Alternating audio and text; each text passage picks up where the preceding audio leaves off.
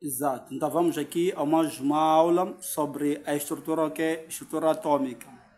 Então temos aqui uma representação de um determinado elemento X.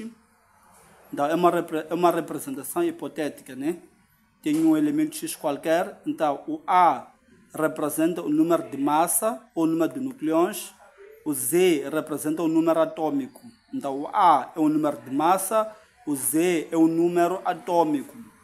Então, o que nós devemos perceber isto é o seguinte. Temos aqui o caso do alumínio, temos 27 e 13. Então, 27 é o número de massa, o 13 é o número atômico.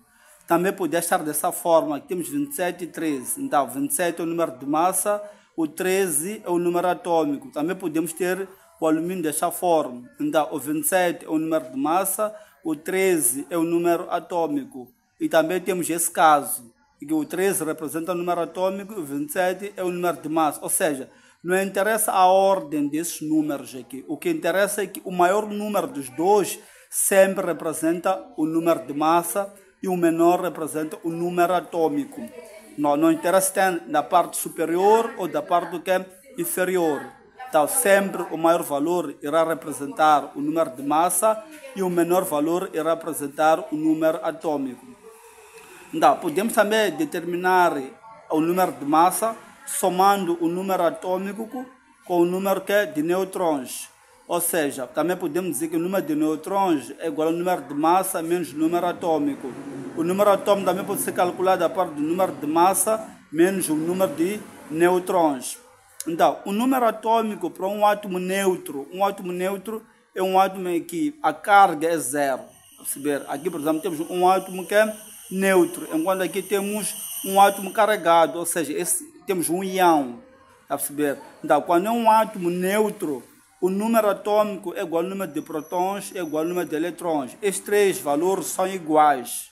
Está a perceber? Então, para esse átomo neutro, nós vamos ter o quê? Vamos ter o número de massa igual a 27, o número atômico igual a 13, o número de prótons igual a 13, o número de eletrões igual a 13.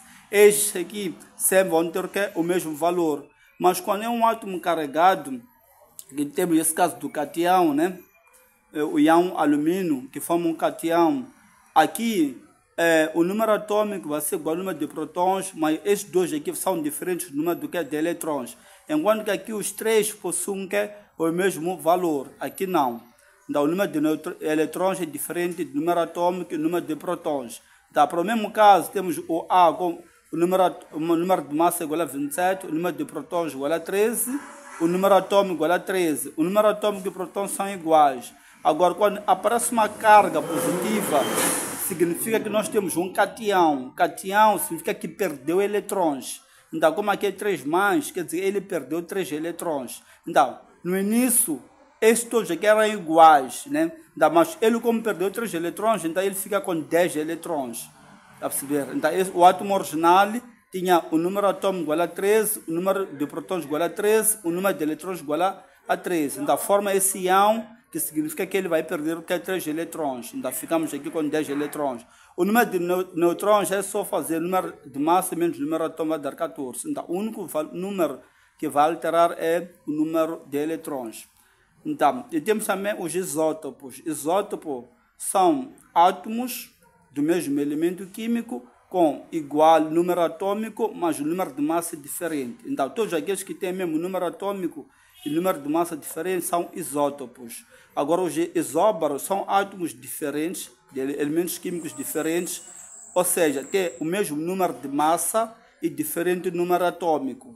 A perceber? Os isótopos têm o mesmo número atômico e diferente número de massa. Os isóbaros têm o mesmo número de massa e diferente número atômico.